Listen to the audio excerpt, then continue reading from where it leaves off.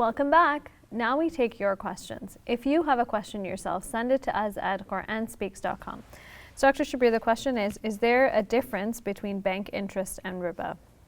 Well, let me explain what riba is. Riba is an Arabic word, and it refers to some kind of increase. That's the technical meaning, the etymological meaning of the linguistic meaning. But in the Islamic context, riba is used to refer to interest, interest on loans.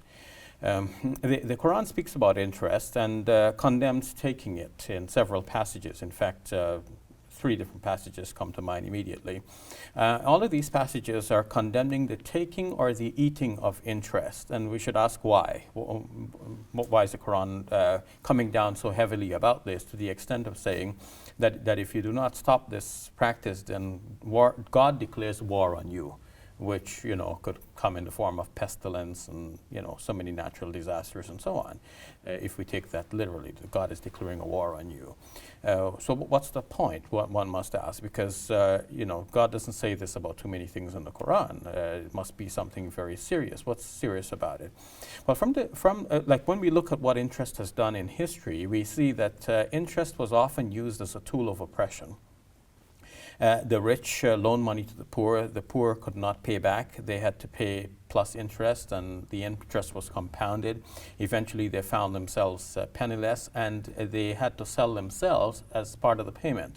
Sometimes they sold their property, their wives, and so on.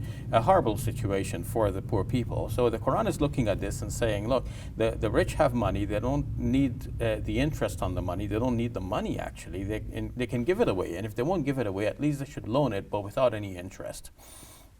And to take interest would be oppressing the poor. And so the Quran is coming in to defend the poor people by declaring that interest is forbidden, meaning to charge interest, and that those people who are taking and eating the interest, God is declaring war on them.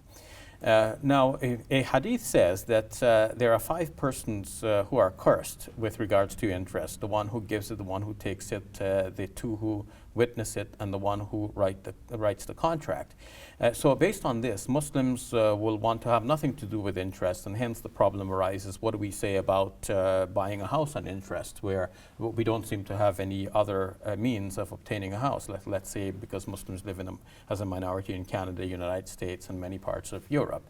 So scholars who look at the overall picture, they say that leaving aside the hadith for the moment, looking at the Quranic spirit, what is very clear is that the taking and the eating of interest, that is the absolutely prohibited item, and is discouraged for everyone else. So the hadith should be taken as a means of discouraging anyone else from participating in any such transaction. But the real culprit is the one who is taking the interest.